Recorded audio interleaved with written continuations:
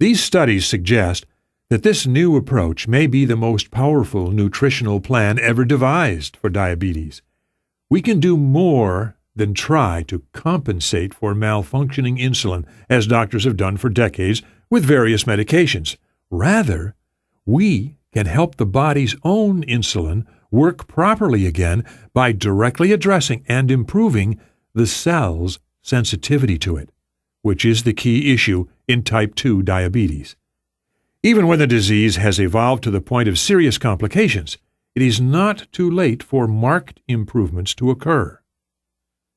Starting in 2003, with the support of the National Institutes of Health, we conducted a new research trial to compare our diet with the gold standard, the American Diabetes Association, ADA, guidelines.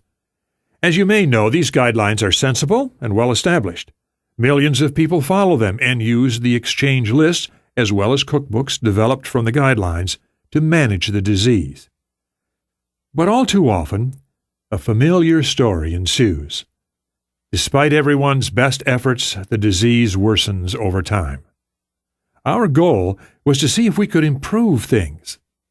The study was conducted with George Washington University and the University of Toronto and included 99 individuals with type 2 diabetes.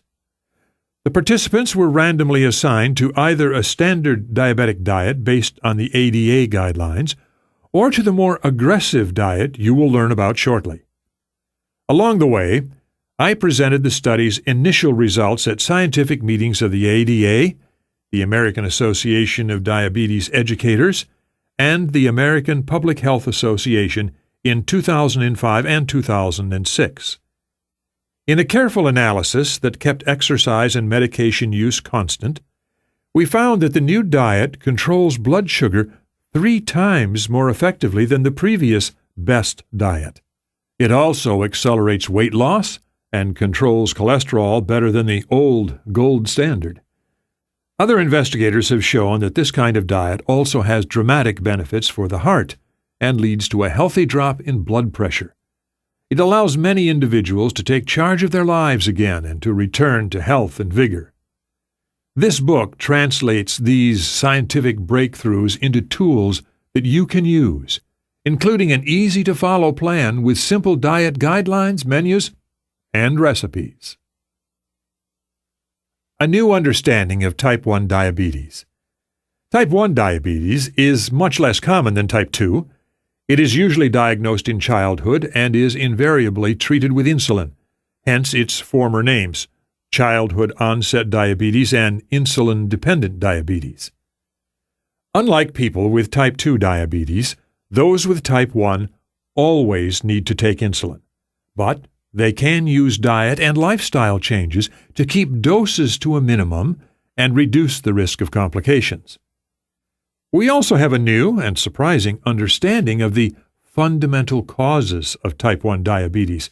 It may surprise you to learn that the process that leads to type 1 diabetes begins when the body's immune system attacks the insulin-producing cells of the pancreas.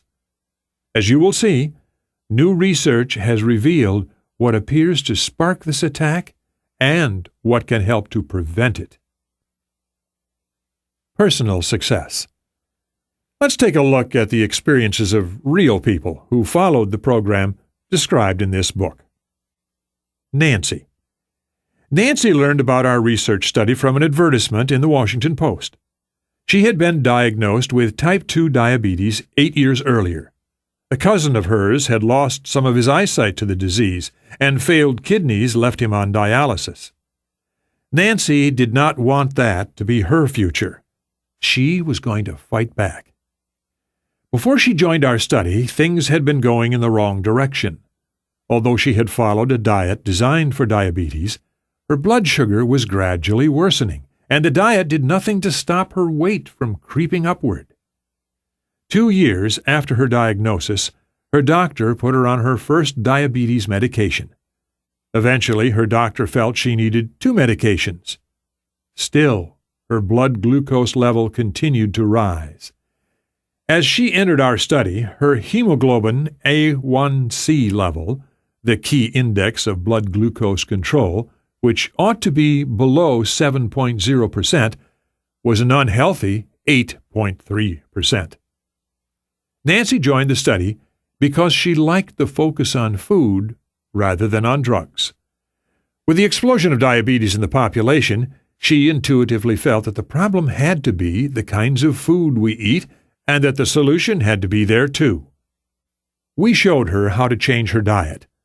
There were no limits on how much she could eat or on how many calories or grams of carbohydrates she could have.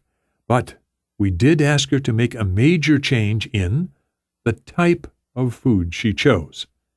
At first, we also asked her not to exercise, that is, not to change her exercise habits, because we wanted to see what diet changes alone could do. That suited her just fine. She was very busy at her office, working long hours every day, and exercise was not exactly her thing, at least not yet. As she began to follow our recommendations, her weight started to fall, along with her blood glucose, the latter with surprising speed. After years of going up and up and up, the trend started to reverse. After 11 weeks, she stood on the scale. She had lost 14 pounds, and when she rolled up her sleeve and we checked her A1C, we found that it had dropped from 8.3% to 6.9%, all in about 3 months' time. Her insulin sensitivity was returning.